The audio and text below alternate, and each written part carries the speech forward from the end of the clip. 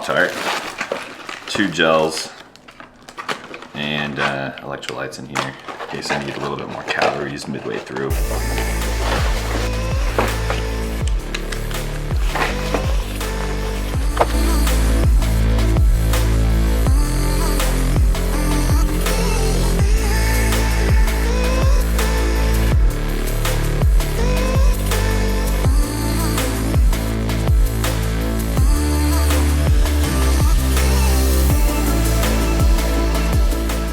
Good morning, you guys. Welcome to the video. We are here in the beautiful desert of Arizona, and it is actually kind of chilly. So it's currently 7 a.m. It is currently 41 degrees and a little bit breezy, but we got a long run ahead of us in preparation because I'm actually 3 weeks out from my first ever 50-mile ultra marathon. It's gonna be here in Arizona in the mountains, has over 7,000 feet of elevation gain, so it is quite the doozy, especially for someone who's never done it before. Just in case there's any new faces here, a quick rundown of who I am and what I'm about and why you should keep watching this little mini series we have leading up into this race is, number one, my name is Bradyoakfitness. I'm a bodybuilder. I'm a coach. I like to do hard things. I like to challenge myself in new ways. So I competed in my bodybuilding season earlier this year in May. I competed at NPC Nationals in South Carolina, and then right then I just picked up running on the spot. So I've been running for only about 6 months now. Since that time, I completed my first ever 50K ultra, and then I also did Everest Base Camp Trek, which is an 80-mile round trip trek in the Himalayas. I have a video on it. You should watch it. It's awesome. But now I'm on to my next challenge to finish off this year. So before the end of the year, I'm going to do this 50-miler. I'm super stoked about it. Yeah, man, without further ado, let's get this show on the road. Thanks for being here. Like this video. We have 16 to 20 miles on the menu today, which I'm trying not to think about too deeply because that's actually the second furthest I've ever run in my entire life. So let's do it.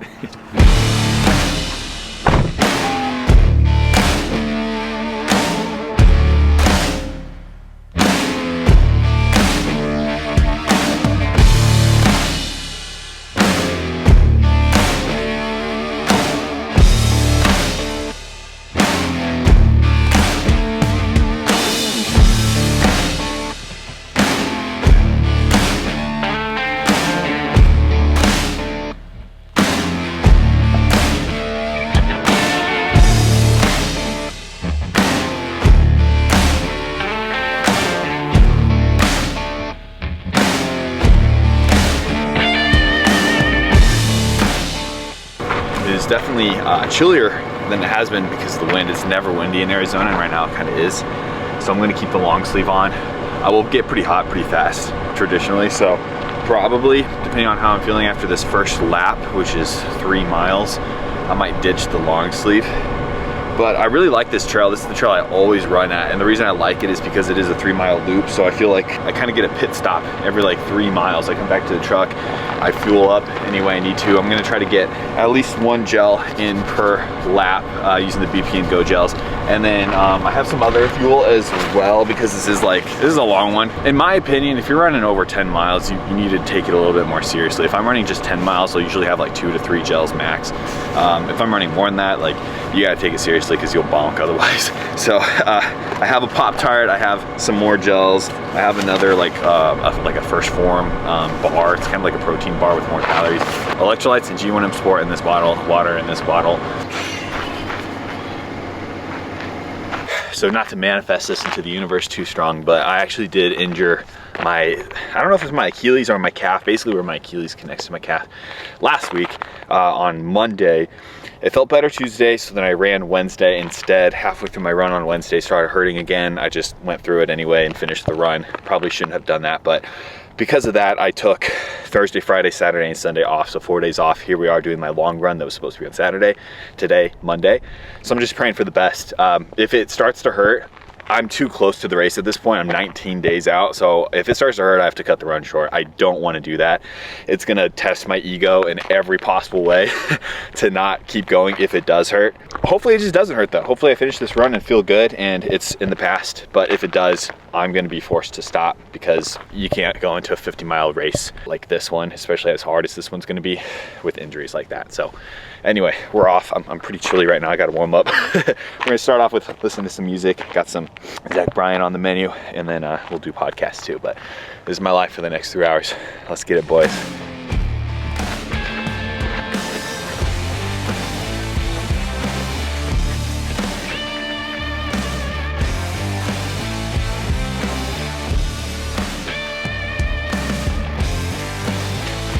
Lap one, about 29 minutes, averaging like a 9:15, 9:30 pace, something like that. Calf, so far it's feeling good. They're both really tight though, so I might take a second just to get my massage gun, kind of loosen them up a bit. And round two. All right, gel time. I'm gonna keep the long sleeve on for one more round, I think. Mango Go gel, I won't lie. Out of the 3 flavors, this one's the worst. But it's if you ever have the same gel over and over and over again, they get kind of nasty. Like, they taste good, but after like the 3rd or 4th time, you're like, okay, I need to switch it up. So I got these purely just to give me kind of like a break from the other 2 flavors.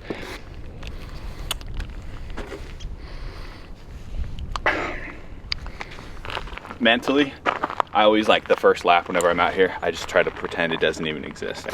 See you in 30 minutes.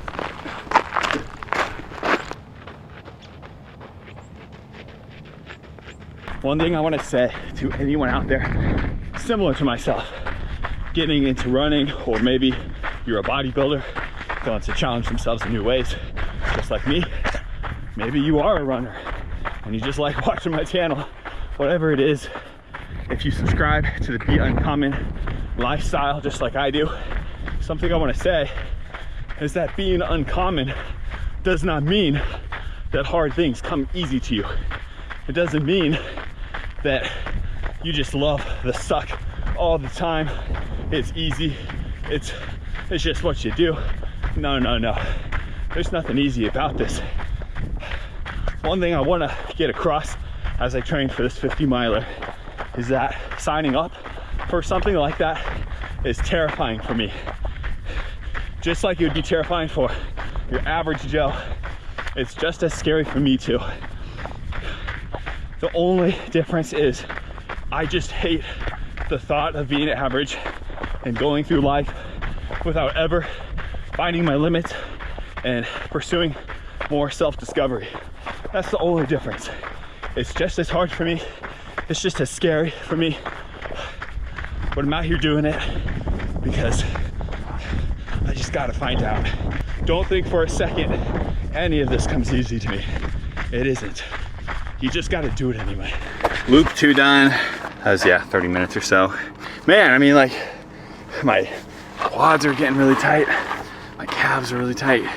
I'm hoping that this next one I start to loosen up a bit. But I'm just gonna stretch real fast, take another gel, and then we'll get going. Okay, I finished 3. I'm like losing track. Again, 30 minutes, whatever. Still not really walking much. I'm just running the whole thing because I'm feeling pretty good. I think I felt better that loop than the one before that. But I'm just really tight, man. It's kind of annoying. But that's over 9 miles now, so next loop will put me at, what, like 12 and a half, I think. And then I just hope I can keep going from there. So I'm gonna eat something this round because I'm kind of planning on being able to make it, actually. So I need to eat something, get more calories in me. So far I've only gotten, what, like 200 calories in. So not much for 10 miles. Pumpkin pie, Pop-Tart, gotta stay festive. This is one of the perks of ultra running versus bodybuilding is, in bodybuilding, when you're tired and hungry, you get to do nothing about it. In ultra running, when you're tired and hungry, you get to eat. All right, let's do this thing. Hey, just hit 10 miles, you guys. What's really crazy, a lesson I've learned while running is it's all in the mind, really. So, for instance, if I have 3 miles to run, it's gonna seem long and kind of hard. But if I have, for instance, 20 miles to run, then 10 miles is actually pretty easy. because mentally I'm just prepared to run so much farther. And it just goes to show how mental a lot of things are, running being one of them. But I don't know, I didn't even think I was at this mile marker yet. I guess I just wasn't really thinking. And my watch goes off, says, you know, you're at mile 10. And I was like, oh wow, really? Dang, okay. So I'm feeling pretty good right now, you know? Usually at 10 miles, I'm like, you know, pretty tired and stuff. But again, just mentally, if you go into it with that mentality of what you're really capable of, then it just makes it a whole lot easier. So we're feeling good. Calf is not perfect, but it's holding up and it's not getting worse. That's the main part. If it's getting worse, I'd have to be smart about it and call it good. But hey, right now it's good. So we're just gonna keep going. Okay, you guys, 4 loops. That's just about 12.5 miles. I'm starting to officially feel it a little bit. My calf it did start to act up on that loop. I think I'm just gonna chill here for a second, take another 3 or 4 minute break, calories, get some stretching in, and I'm gonna shoot for another loop. If I can get at least one more, really close to my goal of at least 16 miles. My goal is 16 to 20. With this loop, I'd probably get to 19 if I did 6 total loops. I would love to do that. Let's do one more loop at least, hopefully, fingers crossed, 2 more loops. Okay, folks. We just started our last lap, about 15.5 miles right now. Just made the decision to keep going, despite the fact that early on, before I started this run, I said if my calf was giving me too hard of a time, I was gonna cut the run short, but it just started hurting and I'm so close to being done. And so, although I don't necessarily agree with the philosophy of running with a repeat injury, I'm kind of treating this as strategic as possible because my race is in 19 days. I don't really have that much more time to execute another really long run like ideally I would, but because it's already kind of hurt, this might be my last actual long run, like proper long run, like close to 20 miles. I am to the point right now where my body's starting to hurt pretty bad, like not just my injuries, but my body in general, because that's what happens when you run pretty far, especially as like a kind of a bigger individual. So I just kind of want to take full advantage of that because I think there's like a lot of experience you can gain by running when you hurt like this, when you're really fatigued and tired. So I'm just gonna capitalize on the moment. I'll see you guys on the other side. Okay, 19 miles and a quarter. I'm really glad I did that last loop because not only did my calf feel actually better on that last one than the one before, but everything else started to hurt way more, including like my knees locking up, which I'd only experienced once before in my 50K. And that was a really like uncomfortable experience because I'd never experienced that before. So that was like super good practice for me, being in that position, because when everything hurts like that, like you don't know unless you know. But when you're 19 miles into a run and your whole body starts to hurt really bad, like literally everything, you tense up, strides get shorter, and you kind of start hunching over a little bit because like you're in pain. And so it was good practice for me to just breathe and relax and keep composure and just like go through the motion. And you get really good at just accepting the pain because it's not going to go anywhere. But yeah, that's it. That's a wrap. So I'm glad I did that last loop especially. That was a really good training run for me. On to the rest of the day. The day is still young. It's 11 o'clock. Let's get it.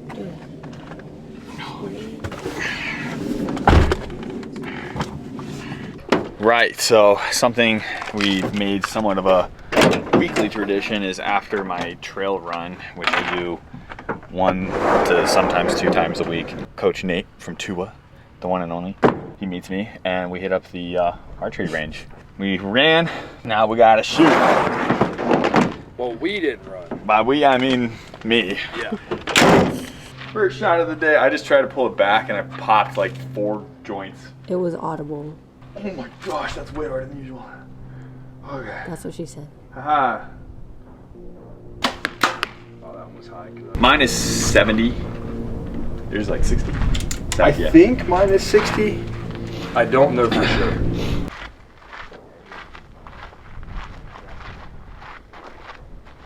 If I could get this briefing every time. kidding me? So this is my first one. Sucks. Second one, a little high. Third one, we're in there.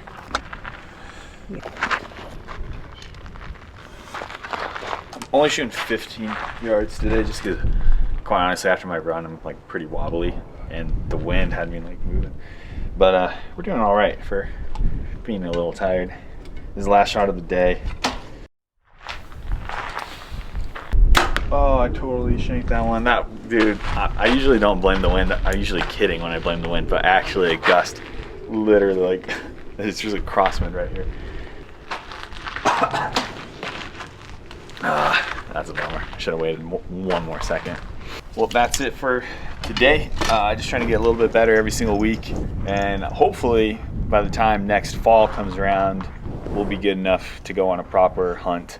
Really want to go hunting next year. So that's kind of like, that's the big goal for next year, is like do some epic hunts out in Tetons or like maybe even Alaska or Alberta or something awesome. So stay tuned for that.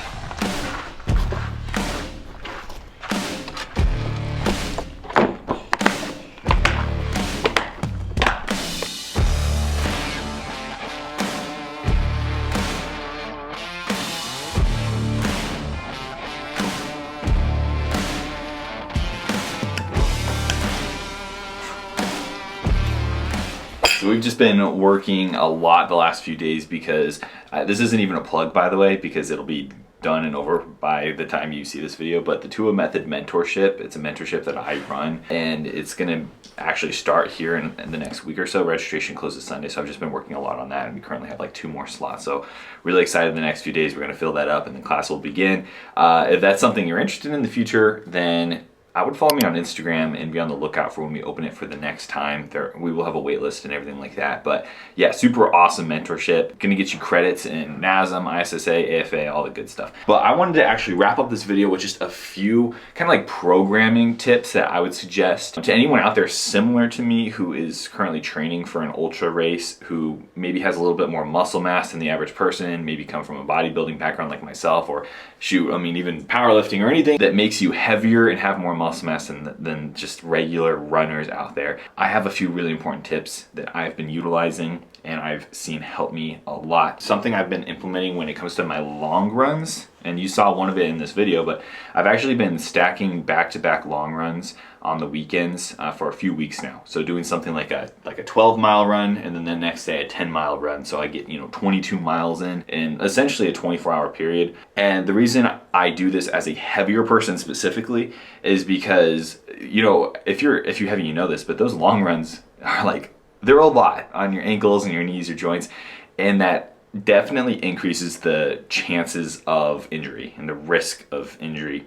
And so by taking a long run, a really long run, and splitting it into 2, what you're doing is you're giving your body a little bit more time to recover and not hurt itself, but you're still also practicing running on tired legs, which is super crucial in this sport. Now, I was doing that earlier in my programming, but now that we're literally like that 2 to 3 week out mark, now I'm just doing long runs. So you saw the 19 miles that I just ran, and I'm actually gonna run 20 miles, maybe a little bit more this next weekend. At that point, I'm just gonna start tapering down and go into the race fully recovered, prepared, and all that good stuff. Everyone's a little bit different here, but I do tend to think that heavier runners or runners with more muscle mass should probably be on a little bit lower mileage than like true pure runners who could push 60, 70, 80 miles a week and just feel fine. Most of the heavier guys, that's really hard to do. And so don't be afraid of the shorter mileage per week range, but you still do have to get those long runs in. Or something that I do for these long runs, like for instance, I have a 20 miler coming up. Something I do is utilize the right proper gear. So I want to talk about some gear that I highly recommend and that I've picked up, and then also a little bit of nutrition hacks I'm using. Okay, so the first piece of gear, this is actually something brand new I just picked up. It's a new pair of